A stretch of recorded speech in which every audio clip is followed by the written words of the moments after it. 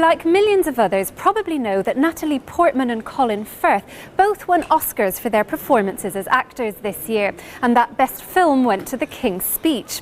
But not all creative endeavours have such global impact, and it's not all about entertainment. According to MEPs, the wider cultural sector has a lot to offer the economy. New proposals adopted by Parliament's Culture Committee want to highlight the economic value of creative industries, even if their assets or commodities are sometimes intangible. According to French MEP Marie-Therese Sanchez-Schmid, who wrote the proposals, the cultural sector provides jobs for around 5 million people across Europe, with the potential to do much, much more. And she believes the EU has a role to play. We think that we can help them to interest private enterprises to invest in that kind of industries.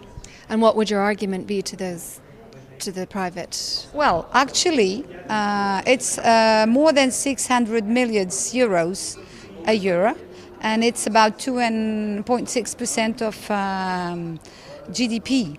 And when you look behind, they're growing and growing and growing. So we think that there is a real potential, and I think that investors would be interested in knowing that.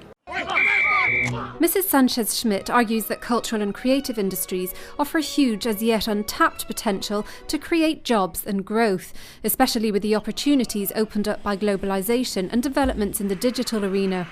In fact, it is a sector that continued to grow despite the crisis that hit other industries much harder. But its potential is restricted by national borders, so there's a lot the EU can and should be doing to allow the creative industry to contribute to the EU's growth strategies.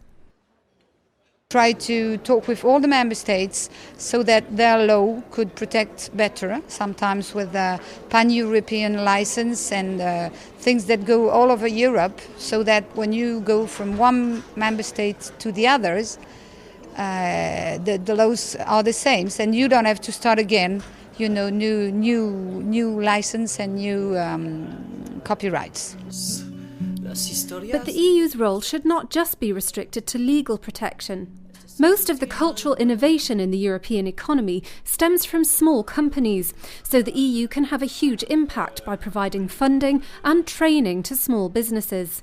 First, help them with their difficulties with financing by banks. Help the banks to trust them more, and then with European funding, in regional European funding, we can help them to settle in regional and local authorities and grow with those European funding. The EU should also be looking to encourage teaching and cultural activities in schools and universities to ensure the right skills are available to the cultural market. Because the creation of new content can also encourage increased investment in broadband, for example. This is just one of the ways the creative sector will help the EU achieve the innovation it believes is at the heart of its growth. The adoption of these new proposals by Parliament's Culture Committee is just the start of a long road to achieving a real digital and cultural single market in the EU.